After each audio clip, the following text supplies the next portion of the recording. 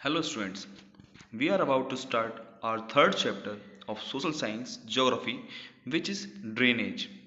In this chapter we are going to learn what drainage means and what are its type. So let's get started. सबसे पहले हम समझते हैं drainage term का क्या meaning है। ड्रेनेज मतलब कोई भी रिवर सिस्टम जिसको हम हिंदी में बोलते हैं नदी प्रणाली। किसी भी एक पार्टिकुलर एरिया का कोई भी रिवर सिस्टम होगा वो ड्रेनेज सिस्टम के नाम से जाना जाता है। ठीक है, आगे बढ़ते हैं। ड्रेनेज बेसिन और रिवर बेसिन। अब रिवर बेसिन क्या होता है या ड्रेनेज बेसिन क्या होता है?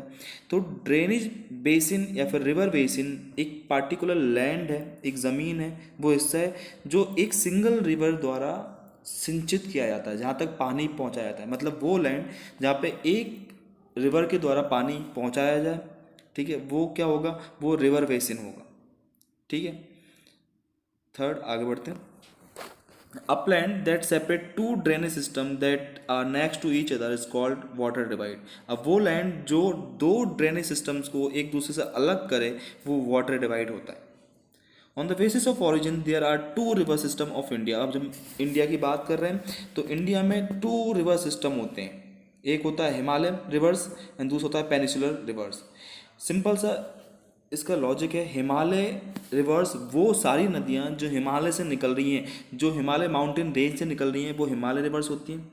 और पेनिसुलर रिवर्स मतलब वो रिवर्स जो वर्षा के जल पर डिपेंड होती हैं।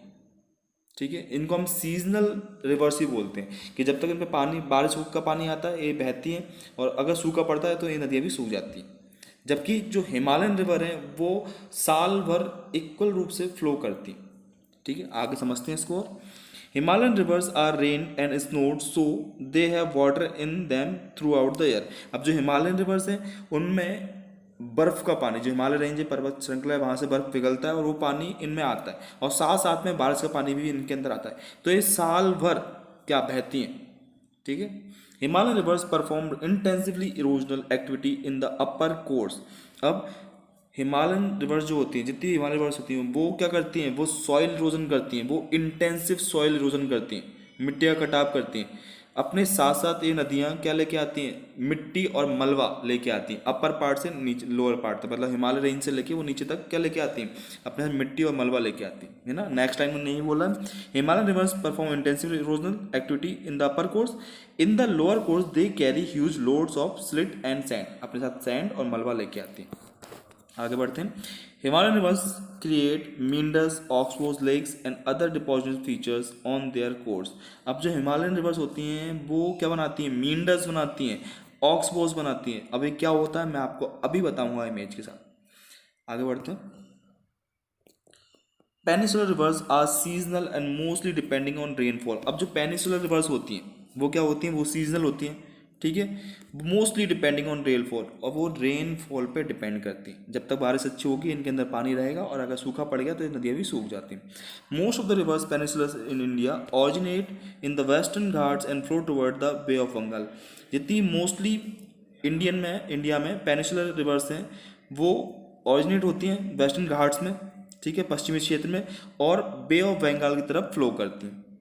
ठीक है, आगे बढ़ते हैं। Himalayan rivers, a river along with its tributaries may be called a river system. अब कोई भी नदी जो अपनी ट्रिब्यूटरीज मतलब कि क्या होता है? सहायक नदियाँ, छोटी छोटी नदियाँ होती हैं जो बड़ी नदियों में मिल जाती हैं, उनको हम ट्रिब्यूटरीज बोलते हैं। ठीक है, अब उनको मिला के वो एक रिवर सिस्टम बनाती हैं।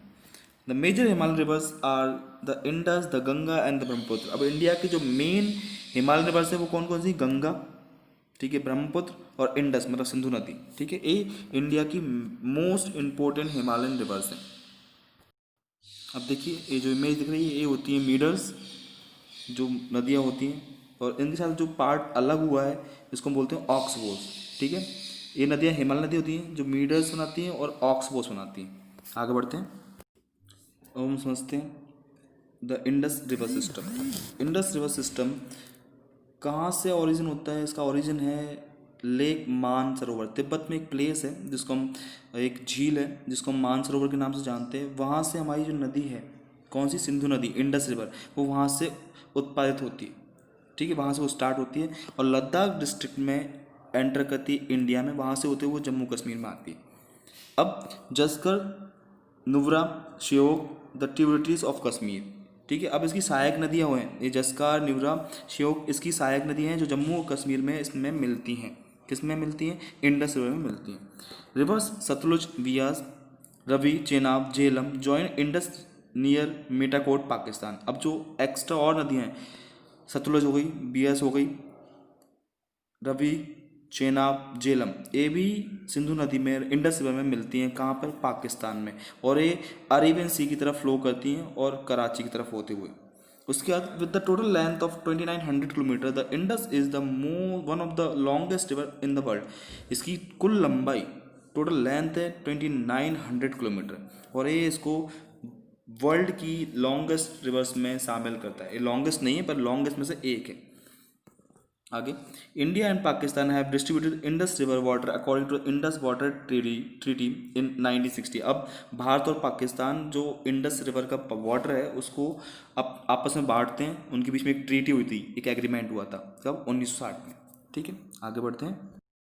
नेक्स्ट जो रिवर सिस्टम है हमारा वो है Ganga river system. The headwaters of the Ganga are called Bhagirathi, is fed by the Gangotri glacier and joined by the Alaknanda at Devprayag in Uttarakhand. अब इसको समझेंगे हम। गंगा गंगोत्री ग्लेशियर से उद्गम होती है, स्टार्ट होती है। कहाँ से? गंगोत्री ग्लेशियर है वहाँ से भागीरथी इसको हम कहते हैं स्टार्टिंग में, और इसमें बाद में देवप्रयाग नाम की जगह है, वहाँ पे अलंगनंदा इसमें मिल जाती है। उसके बाद Ganga meets the tributaries from the Himalaya such as Ghaghara, Gandak and Kosi. अब इसमें और नदियाँ मिलती हैं, इसकी जो सहायक नदियाँ वो मिलती हैं जिसको हम बोलते हैं Ghaghara, Gandak and Kosi. A major river Yamuna arising from Yamunotri glacier in the Himalaya joins Ganga at the Allahabad. अब इलाहाबाद में इसमें यमुना नदी भी आके मिल जाती है। हमने क्या समझा भाई? गंगोत्री ग्लेशियर से हमारी भागीरथी निकल रही है, उसमें उत्तराखंड में अलकनंदा मिल रही है, फिर उसके बाद कोसी, घाघरा, गंडक भी इसमें मिल रही हैं। उसके बाद यमुना जो यमुनोत्री से निकलती है वो इलाहाबाद में से मिल रही है ना। इतनी सारी नदियाँ गंगा में आके मिल रही हैं। अदर ट्रिब्यूटरीज, इसमें और कौन कौन सी नदियाँ मिलती हैं? Chambal, Betwa, some come of peninsular upland the joint Ganga. ठीक है, ये नदियाँ भी इसमें मिलती हैं, सोन नदी। ठीक है, अब Farakka in West Bengal is the north most point of Ganga delta. अब गंगा डेल्टा का नॉर्थ मोस्ट पॉइंट कौन सा है? फारुक्का। ठीक है, Ganga is joined by Brahmaputra and forms river मेघना। अब गंगा में एक नदी मिलती है, कौन सी? ब्रह्मपुत्र, और ये मेघना बनाती है, which flows through the Bangladesh, जो बांग्लादेश में बहती है, to reach by bay of Bengal. और ये अंत में यहाँ कहाँ मिल जाती है? बे ऑफ बंगाल, बंगाली खाड़ी में जाके मिल जाती है। The delta formed when the Ganga and the Brahmaputra flow into the Bay of Bengal is known as Sundarban delta. विश्व का, वर्ल्ड का सबसे बड़ा डेल्टा है सुंदरबन डेल्टा, जो गंगा और ब्रह्मपुत्र के मिलने पे कहाँ बनता है? बांग्लादेश में बनता है। ठीक है, अब the length of the Ganga is over 2500 kilometre and it develops large meanders in the down stream of plain areas. ठीक है, ये जो प्लेन एरियाज में क्या बनाते हैं? मींडर्स बनाते हैं। मैंने आपको समझाया मींडर्स क्या होते हैं। और इसकी कुल लंबाई कितनी है? इसकी है 2500 किलोमीटर्स। ठीक है, आगे बढ़ते हैं। अब जो हमारा नेक्स्ट रिवर सिस्टम है वो है Brahmaputra river system. Originating in Tibet. अभी भी कहाँ उद्गम होती है? ब्रह्मपुत्र नदी भी Tibet, very close to the source of Indus and Sutlej, है ना। सतलुज और इंडस नदी के पास से ये उद्गम होती है, ऑरिजिनेट होती है। ठीक है, most of it course lies outside India. Brahmaputra ज़्यादातर पार्ट इंडिया के बाहर है पर बहुत सारा हिस्सा इंडिया के अंदर भी। On the reaching of Namcha Barwa, एक जगह का नाम है, it takes a U turn and enters in Arunachal Pradesh. अब एक नामचा बरवा करके जगह है, वहाँ से नदी यू टर्न लेती है और अरुणाचल प्रदेश से फ्लो होते हुए असम में जाती है। असम में इसमें बहुत सारी ट्रिब्यूटरीज, मतलब सहायक नदियाँ इसमें जुड़ जाती हैं। The tributaries that join Brahmaputra are Dibang, Lohit and Kenula. ये इसकी सहायक नदियों के नाम हैं। ठीक है, आगे बढ़ते हैं। The Brahmaputra had a broad channel in the entire length in Assam. भाई इसमें असम में इस नदी का, ब्रह्मपुत्र नदी का काफ़ी अच्छा नेटवर्क है। इन्फॉर्म मैनी रिवर आइलैंड, एकमात्र नदी ऐसी है जहाँ पे जो रिवर में बनने वाले टापू बनाती है। ठीक है, हमने बात करी आइलैंड्स की। आइलैंड्स कहाँ बनते हैं? सीज में बनते हैं, ओशियंस में बनते हैं। लेकिन ब्रह्मपुत्र नदी इतनी चौड़ी है, इतनी वाइड है कि इसके अंदर भी क्या बन जाते हैं? आइलैंड्स बन जाते हैं। इनको हम रिवर इन आइलैंड्स कहते हैं। ठीक है, unlike the other North Indian rivers, the Brahmaputra is marked by huge deposits of slits and its bed, causing the river bed to rise। अब इसके साथ क्या होता है, जब अपना नेटवर्क बनाती है ये अपना स्लिट मतलब मलबा लेके आती है बहुत सारा, जिससे इसमें टापू बनते हैं। ठीक है, और रिवर बेड्स बनते हैं। ओके, आगे बढ़ते हैं। द पेनिसुलर रिवर्स, अब हमने ख़त्म कर दिया कि हमारी हिमालयन रिवर्स को हमने ख़त्म कर दिया है। अब हम आगे बढ़ रहे हैं, हम बात कर रहे हैं पेनिसुलर रिवर्स, मतलब वो नदियाँ जो रेनफॉल पे डिपेंड कर रही हैं, जिनको हम सीजनल रिवर्स भी कहते हैं। ठीक है, अब Western Ghats form the main water divide into peninsula India. The major rivers of the peninsula, अब पेनिसुला की सबसे इंपॉर्टेंट नदियाँ कौन कौन सी हैं? महानदी, गोदावरी, कृष्णा एंड कावेरी। ठीक है, महानदी हो गया, गोदावरी हो गया, कृष्णा एंड कावेरी, ये क्या है? पेनिसुलर रिवर्स हैं। Flow eastward to drain into the bay of Bengal, ये बे ऑफ बंगाल मतलब बंगाली खाड़ी की तरफ बहती हैं। ठीक है, the Tapi and Narmada are the only rivers which flow west to make in estuaries and drain into the Arabian seas. Tapi और नर्मदा नदी एक दो ऐसी नदियां हैं जो उल्टी दिशा में बहती हैं, जो वेस्ट बंगाल की तरफ नहीं बहती है, बंगाली खाड़ी तरफ नहीं बहती हैं, बल्कि ये कहाँ बहती हैं? ये हमारी वेस्ट में पश्चिम की तरह बहती हैं और जो एस्चुरीज बनाती हैं। ठीक है, अब the drainage basin of the peninsular rivers are comparatively small in size. अब पेनिसुलर रिवर्स का जो ड्रेनेज बेसिन होता है, वो एरिया होता है, वो काफ़ी छोटा होता है। ठीक है, हिमालयन रिवर्स का जो बेसिन था, ठीक है, वो लार्ज होता है, और जो पेनिसुलर रिवर्स का बेसिन होता है, जो एरिया होता है, वो कम होता है। ठीक है, अब हम पेनिसुलर रिवर्स में सबसे पहले पढ़ेंगे नर्मदा बेसिन। नर्मदा नदी जो एमपी से ही बहती है। ठीक है, उसके बेसिन, उसके एरिया के बारे में बात करेंगे। Rising in the Amarkantak hills, अब ये कहाँ से उत्पादित होती है? ये होती है अमरकंटक से। नर्मदा नदी कहाँ से निकलती है? अमरकंटक हिल से निकलती है। Narmada flows create a gorge in marble rocks of Madhya Pradesh. ठीक है, इसमें क्या बहुत सारे मार्बल्स पाए थे। आप जबलपुर जाएंगे, आप वहाँ पर आपको संगमरमर मिलेगा, है ना। ये नर्मदा नदी में मिलता है, भेड़ा घाट हो गया। Narmada flows towards the west in the rift valley form due to the faulting. अब ये क्या पश्चिम की तरफ बहती है, वेस्ट की तरफ बहती है। ठीक है, near Jabalpur it flows in the form of deep George in the marble rocks and Dhuandhar false and picturesque location. अब जो धुआंधार है जबलपुर में जब ये बहती है, तो यहाँ पर धुआंधार में क्या बनाती है? ये फॉल्स बनाती है। ठीक है, झरने बनाती है, और वो देखने लायक दृश्य होता है, काफ़ी सुंदर है। आगे बढ़ते हैं। अगला हमारा बेसिन है तापी बेसिन। हमारी तापी नदी द्वारा जो एरिया कवर किया जाता है उसको हम बोलते हैं तापी बेसिन। ऑरिजिनेटिंग इन बैतूल, अब ये उद्गम कहाँ से होती है, कहाँ से स्टार्ट होती है तापी नदी? ये होती है बैतूल नदी से, मध्य प्रदेश के में। ठीक है, ये सतपुरा रेंज से स्टार्ट होती है। सतपुरा एक पर्वत श्रृंखला है भाई। ठीक है, it also flows in the rift valley, ये रिफ्ट वैली में पैरेलल बहती है, किसके? नर्मदा के साथ साथ पैरेलल बहती है। ठीक है, बट शॉर्टर देन नर्मदा, पर नर्मदा से क्या छोटी है। Tapi flows through the basin that covers Madhya Pradesh, Gujarat and Maharashtra. अब तापी जो नदी है और उसका ये बेसिन जो एरिया है इसके दोनों साइड का, वो मध्य प्रदेश, गुजरात और महाराष्ट्र के हिस्सों में बहता है।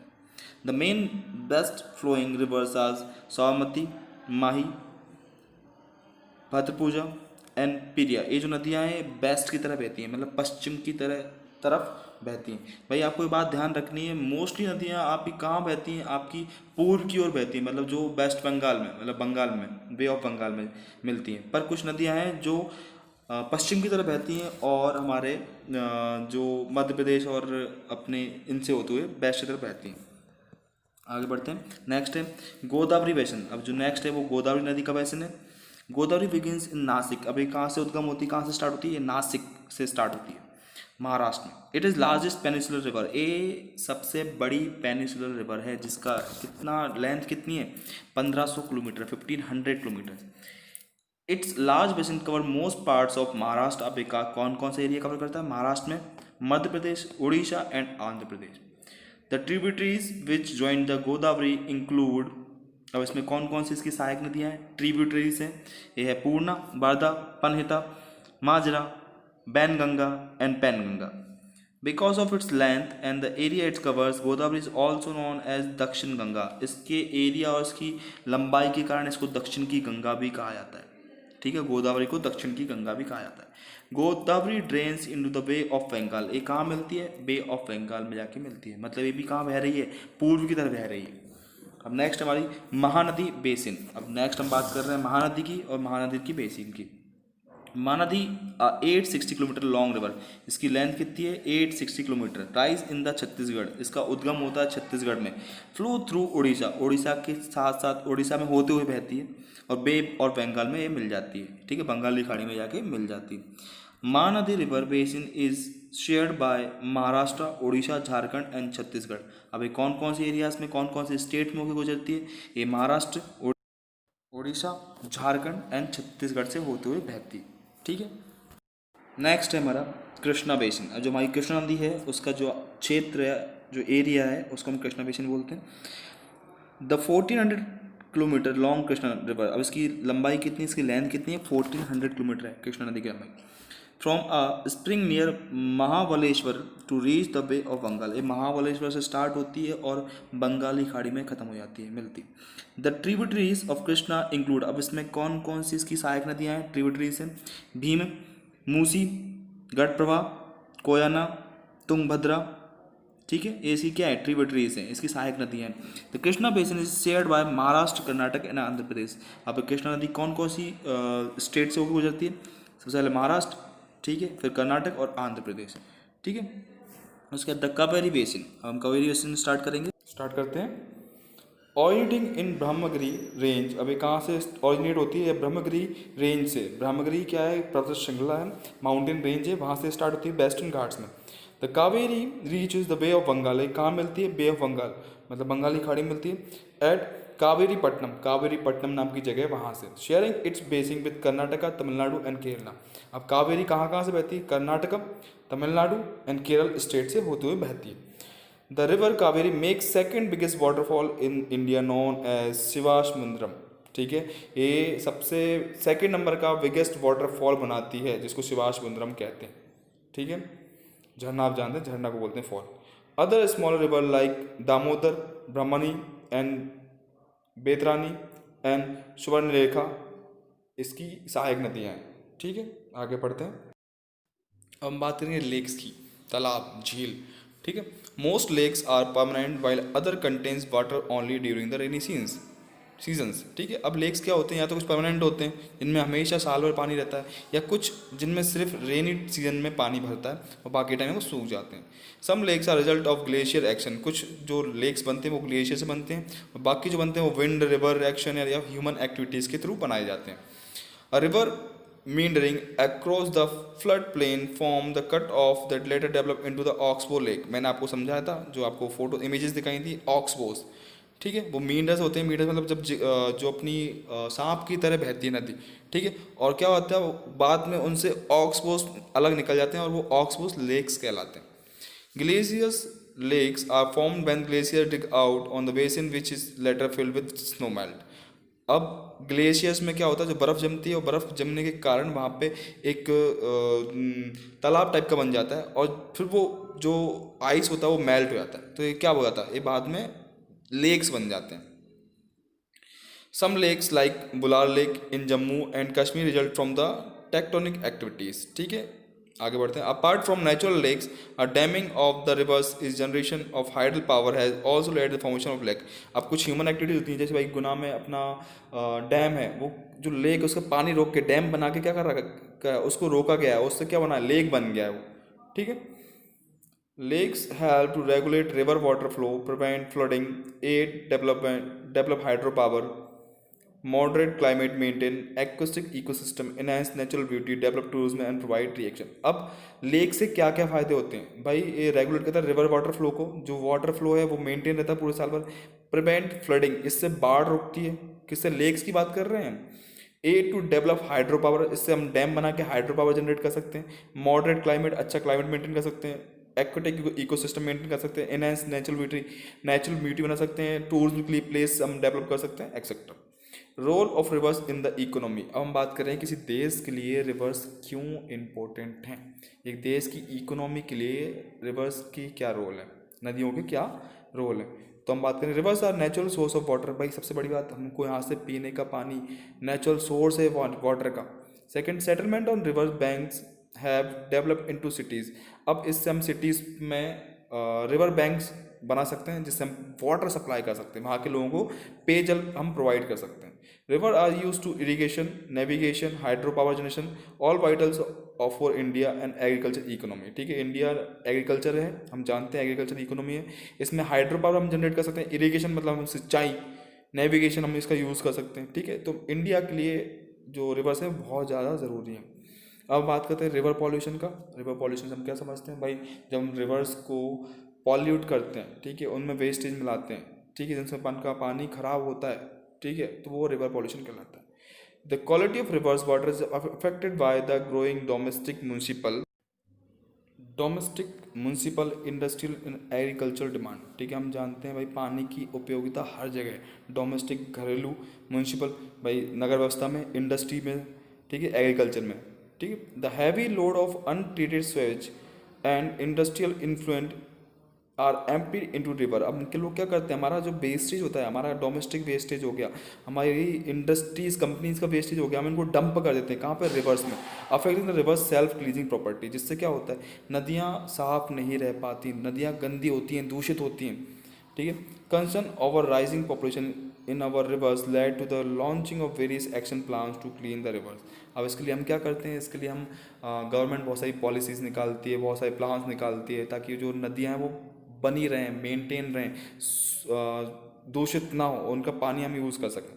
ठीक है, तो यहाँ पे हमारा लेक्चर ख़त्म हुआ, हमारा ये टॉपिक ख़त्म हुआ, ये चैप्टर हमारा ख़त्म हुआ। हम नेक्स्ट वीडियो में नेक्स्ट चैप्टर स्टार्ट करेंगे। ठीक है, आपके जो नोट्स है आप उनके स्क्रीनशॉट ले सकते हो, ठीक है, और उसको अपनी कॉपीज़ में राइट डाउन कर सकते हो चाहो तो, या फिर आपके स्क्रीनशॉट रहेंगे वो आपके पास रहेंगे, मैं आपके क्वेश्चन आंसर अलग से प्रोवाइड कराऊंगा। ठीक है, थैंक यू।